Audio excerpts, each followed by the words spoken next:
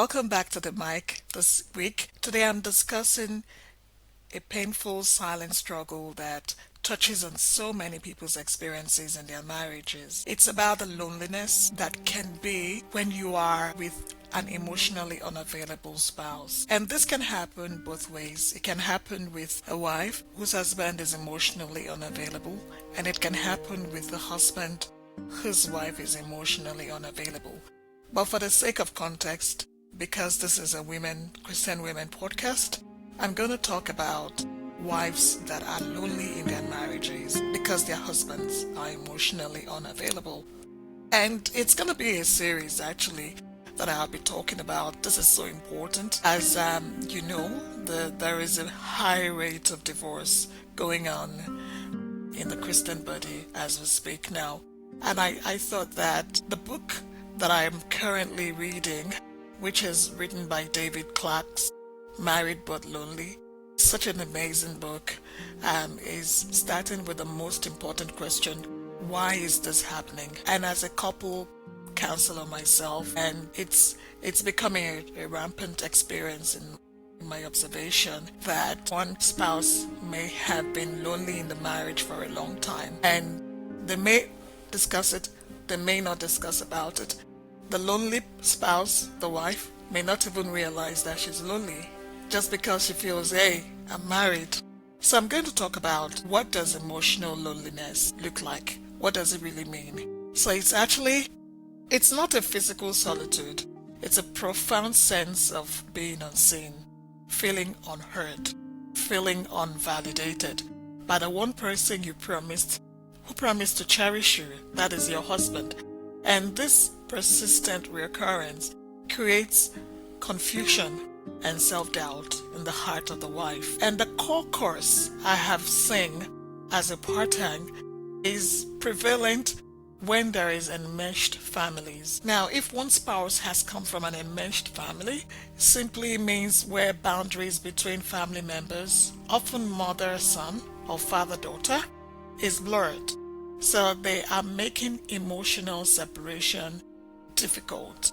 The time that spouse or adult should have detached from that parent, it did not happen, or if it happened, it didn't happen successfully. The spouse is already emotionally occupied by a parent or a family dynamic. And sometimes this can involve siblings that are also enmeshed in that family. So the whole family, there is blurred boundaries. Very often, adults from this family dynamic have been parentified from a very young childhood. It means that they have done parenting roles, either because they were raised by single parents, so the other parent was not available.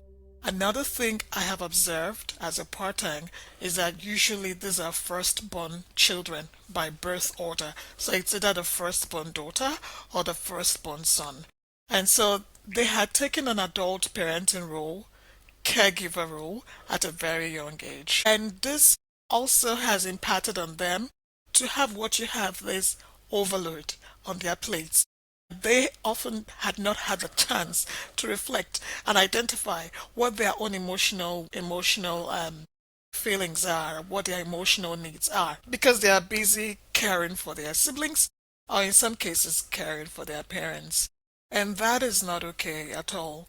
And if you're a young lady listening to me and you all feel like you have for a very long time taken the care of your other siblings or your parents, we call it parentification in psychology. The last podcast, if you've listening to it, Stop Being the Strong Go-To Person in Your Family, it actually talks about over high functioning. And very often children that have been parentified, when they get to their adulthood, find out that they are now the go-to person in their family, and very often have experienced enmeshment, or their families are enmeshed. So that is the brief background reasons that I have observed that leads to enmeshment.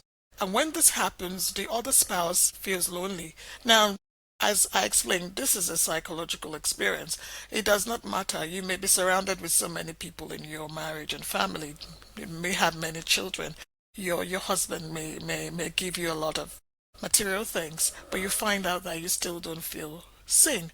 And I'm not even going to talk about how you are being scapegoated in the spouse family, which often makes the whole situation more difficult. So the key takeaway is that you, the lonely spouse, you're married to an emotionally unavailable husband who has learned early on that true emotional intimacy and interdependence is unsafe or is impossible. They never had their voices because their voices were taken from them. Now, the challenge is that some of the spouses that are emotionally unavailable genuinely don't know that they are being avoidant.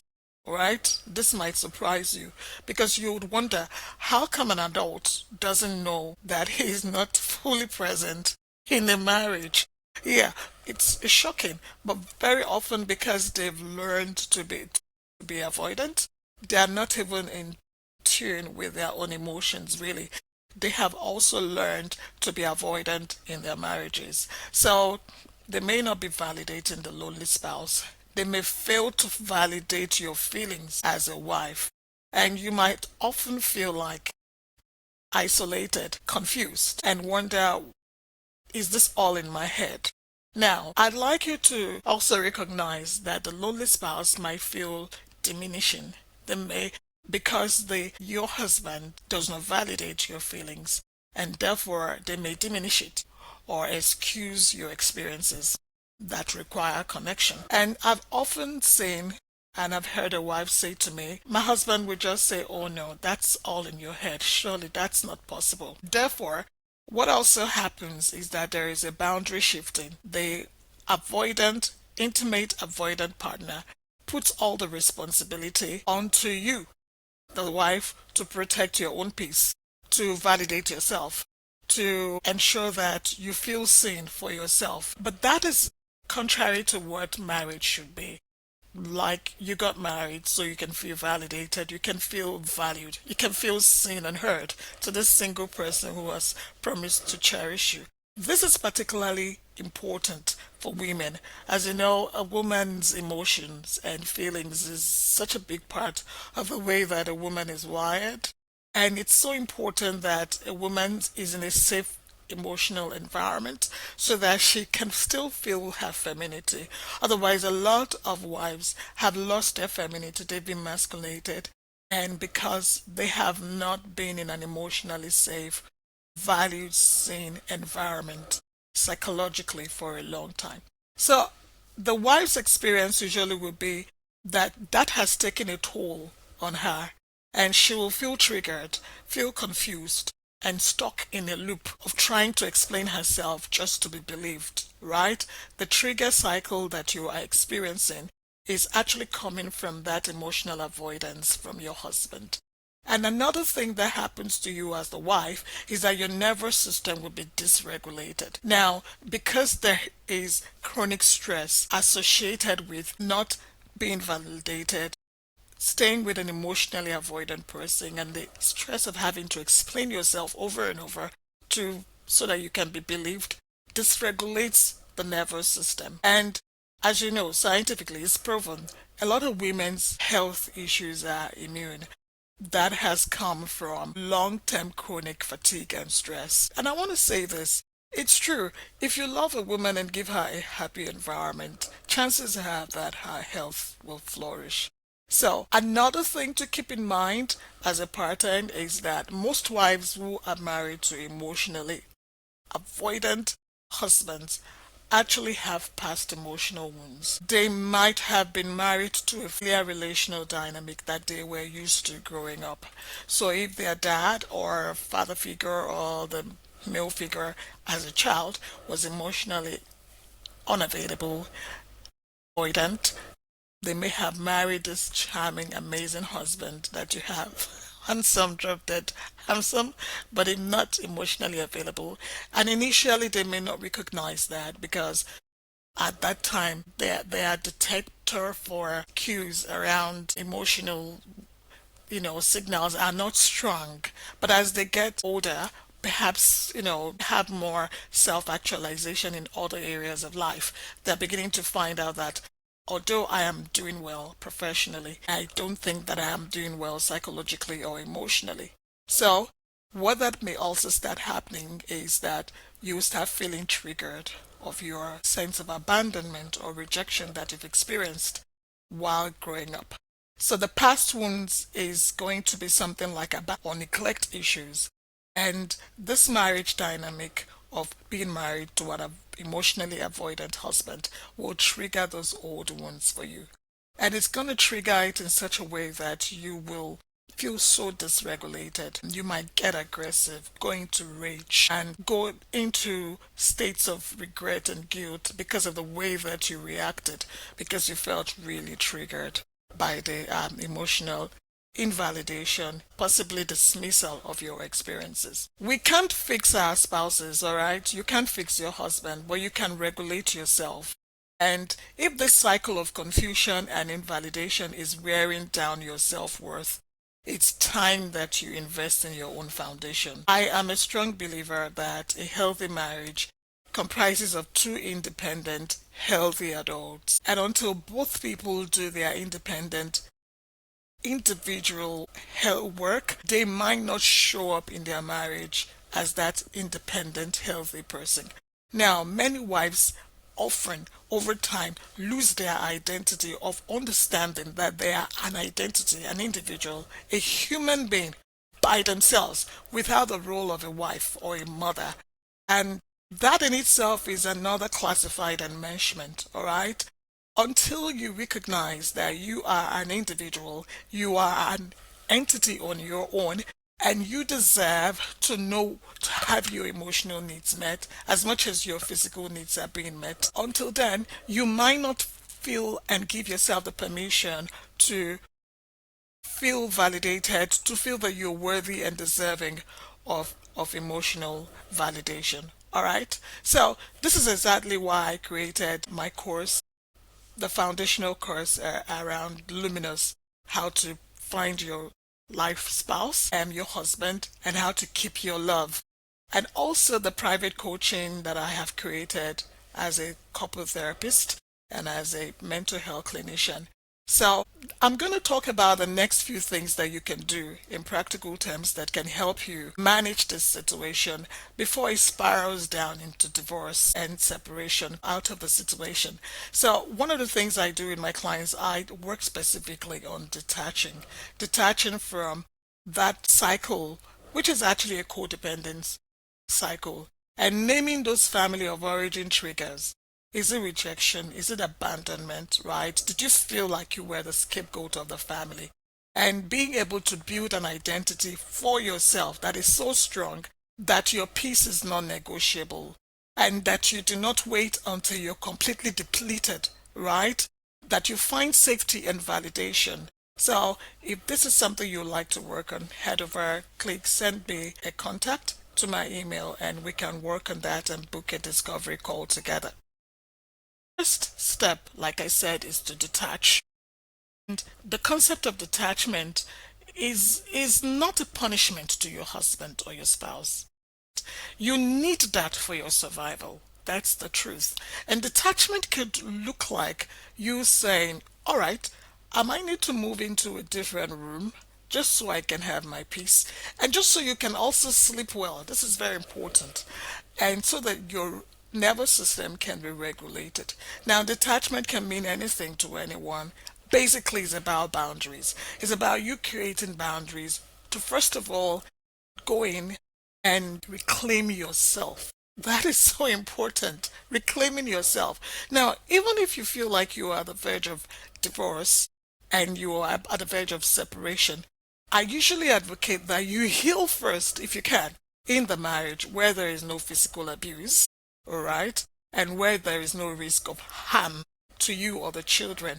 Because the divorce is not necessarily the answer, right? It doesn't necessarily bring the solution. Now, I know that this is controversial and some people might come after me for saying that, but that is what I believe. And this detachment I'm talking about has to do with physical and emotional boundaries, all right? Sometimes you are okay to say something like, I'm going through a process emotionally and I may not be able to connect physically, in terms of intimacy, sexually and all that, until I'm able to regulate myself and get myself back. Another thing you want to do is to decenter. Now, you may have heard this word said around so much on social media, decenter marriage, decenter parenting, as a mother. And it's critical to decenter your spouse and your children if you have to reclaim your own needs. Remember, I said earlier that it's so easy for women to get enmeshed when they get married because we play these several roles. And for a long time, we've been lied to that you can multitask. And a lot of us actually think that is a strength. However, science is beginning to show us that you necessarily don't have to because you'll be depleting your emotions. At some point while you're reclaiming yourself, you should actually be able to say, I want to be a human being. I want to be recognized as a self and be treated with value that way. And my life is not altogether summarized just as a wife and as a mother. Now, it depends on the culture where you were raised as you're listening to me. Collective cultures, which I belong to as well, do not understand what I just said now. And so, if you're a part of it and where patriarchy is very strong, centering can be very difficult. Firstly, for you on your individual level to go like, this sounds so strange to me because I was raised in a culture that almost made me believe that I was made for a man. All right? However, you've got to give yourself permission to see yourself first as an individual. Keep in mind, if you pass on today, the life of your family will go on. Whether it goes on well or not, it doesn't matter, but their lives will go on. And most women need to come to realize that they first need to see themselves as human beings, as an entity, as an individual, worthy of her own needs to be met. So I'd like you to know that this is not something that just happens overnight. First of all, you've got to give yourself permission to let that sink in. All right?